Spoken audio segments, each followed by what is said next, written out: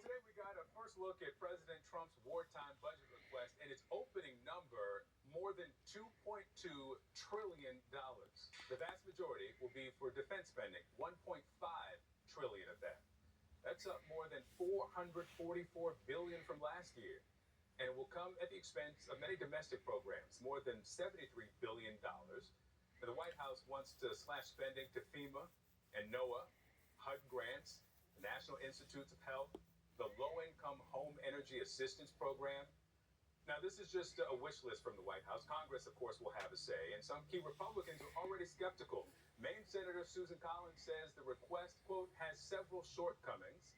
And the chair of the House Appropriations Committee, Tom Cole, asked, does this put America first?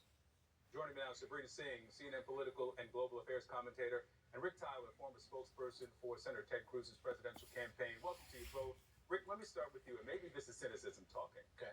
Is the purpose of this to give Republicans on the ballot an opportunity to create some distance from the White House? Because otherwise it just doesn't make political sense. That is a cynical point of view. Yeah, I mean, it just doesn't make political sense otherwise. It doesn't make sense. Well, let's be clear. This is a political document. It's a war footing document.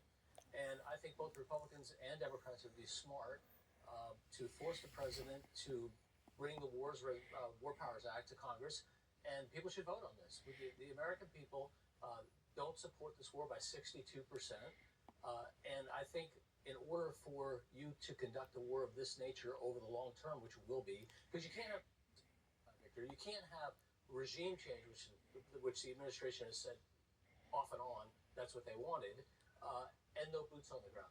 Those two things are incompatible with each other.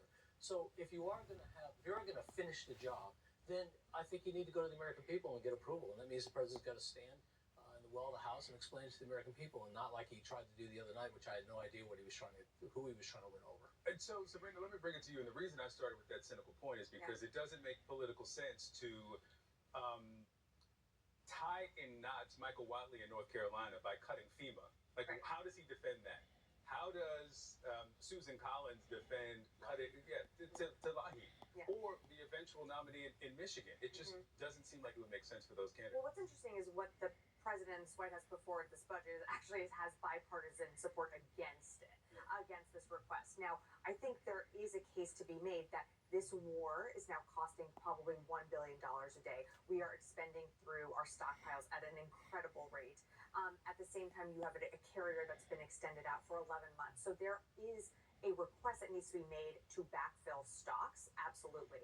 But it should not come at the expense of healthcare, housing, FEMA, things that Americans need. And frankly, this was the president that came in on the idea that we're going to lower costs for you, that this is about affordability. So I think you are actually seeing bipartisan support against this and saying that they need to do better. Obviously, I think Democrats are going to be more outspoken about it, but it is, to the point you were making earlier, it is tying Republicans in knots, because how do you defend that? It is a pretty indefensible number. Yeah, with the increase in the cost of oil and heating oil, to say we're going to cut the support so you can heat your home in Maine, in Michigan, in these states that are toss-ups for the election. Rick, you brought up the point that the president should take his case to Congress. Why isn't he? Wars aren't popular. During the first Gulf War, George H.W. Bush had great poll numbers. His numbers went way up, and then they went down. And as the wars dragged on, we went through a cultural shift about the idea of war and how long it was, and that hasn't really changed. This war is not making the president more popular; it's making him less popular, and so that's the change. This is also a president who promised no new wars. He's also a president who said he was going to address the affordability issue. This is the president who said he was going to increase the economy. On the affordability issue, Trump's in a 20% approval rating. On the economy overall, he's in the 30s. And the difference seems to be right now is if you have capital, right, that you're invested, then the last 8 years or less, you did pretty well. If you don't have capital, you're in real trouble, because car payments have gone up, gas has gone up, rent has gone up, affording a home is really a huge problem for many Americans. And Trump said that he would deal with those issues by not getting into these new wars, and he's doing exactly the opposite. Yeah. Let me ask you about the Secretary of Defense. We heard from the reporter who did that Time cover piece news yesterday that you had on one side Netanyahu telling the president that this is going to be existential for the Iranians. They're going to fight this time. In the other ear, you had Secretary Hegseth telling the president that it's going to be like Soleimani from the first term, or it's going to be like Operation Midnight Hammer. They'll do something, but it's not going to be consequential. And that he was caught off guard. What do you make of that? You know, the president has at his disposal some of the best people in the country that gather intel and that can brief him. So there's no excuse that there are people around here that I think did present a very clear picture of how difficult this war would be. I've heard that, Chairman Kane, the chairman of the Joint Chiefs of Staff, outlined how complex this was going to be. And frankly, it was going to be a long haul. I think the president uses the military as a way of political wins for him. And you saw that Operation Midnight Hammer was a success tactically, but also the operation with Venezuela and seizing Maduro. These were big wins for the president, but they were not as complex as the operation that you have ongoing in Iran. And so I do think the president has been misled by those senior leaders that are advising him and saying, this is going to be quick, we are going to go in and out. You want to go in and out and have regime change at the same time? It just doesn't work, and it doesn't make sense without putting boots on the ground. And so that's how we're in this bit of a quagmire that we're now left in. Because at the end of the day, if the president tomorrow declares victory, is it though? We still have the stockpiles of uranium and enriched uranium still left in Iran. That was exactly what you wanted to get. So how can you declare victory when that still remains on the ground? Nome is out. Bondi is out. Now the president has an unpopular war and all the secondary and tertiary elements of the war that are unpopular. You think Hegseth is in trouble?